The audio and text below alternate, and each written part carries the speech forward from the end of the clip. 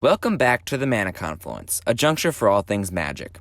Today we will be talking about the cards that have been released in Core 2021 and Ikoria that are potentially viable in the most popular commander deck according to EDH Rec. This series is all about talking about commanders in quick, to-the-point ways to get the wheels spinning on your next brew. So yeah, let's get into it.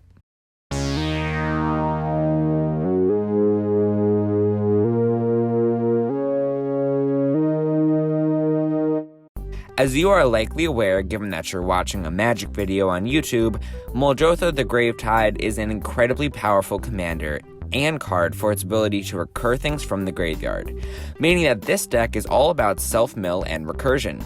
In Ikoria, we did in fact get a few cards to help with this mission. Skull Prophet is not only a mana dork, but it can fill our graveyard, making it a valuable card in this deck. Also at 2 mana is probably the best card of the set, Fiend Artisan. This card is a versatile way to tutor creatures onto the battlefield, and it doubles as an all-star in combat late in the game, when the creatures start building up in our graveyard. Then Ikoria gave us Titan's Nest.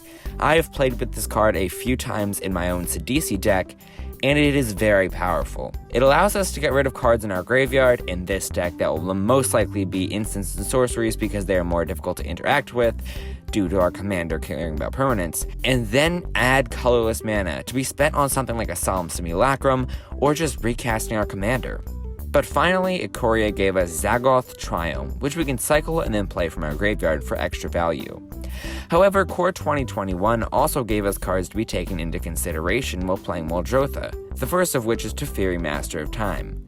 Given that we draw and discard every turn, this means that we can discard cards just to play them from the graveyard, and increasing the number of cards we may use, effectively granting us card advantage. One such of the cards we could discard is Archfiend's Vessel. This card has potential to be a 1-mana 5/5 flyer, but is that really the best we can do in Muldrotha? Probably not, but it's still very interesting. But finally, we have Liliana, Waker of the Dead, which is a Planeswalker. Because we can play Planeswalkers from our graveyard, Planeswalkers are very powerful in these decks. Liliana's plus ability inherently puts opponents at a disadvantage due to the fact that we can just discard something and play it again later. The minus ability should, in most situations, be single targeted removal. And if she becomes a 1 loyalty walker, so what? We can bring her back next turn if she dies. But her ultimate is what is likely to win a game, as it is impossible right now in Magic to interact with an emblem. This means that barring aggressive graveyard hate, we can make a creature basically impossible to kill unless they have a lot of exile cards. But like any card in Muldrotha, graveyard hate is really bad for us.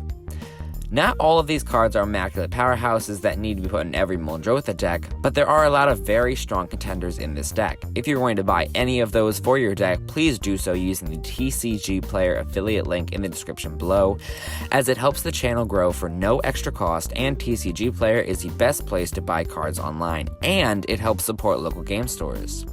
If you aren't going to buy cards, then please subscribe, because it is subscribers that grow a channel, and it would be my privilege to have a person like you subscribe to my channel. Yes, you. The one watching right now.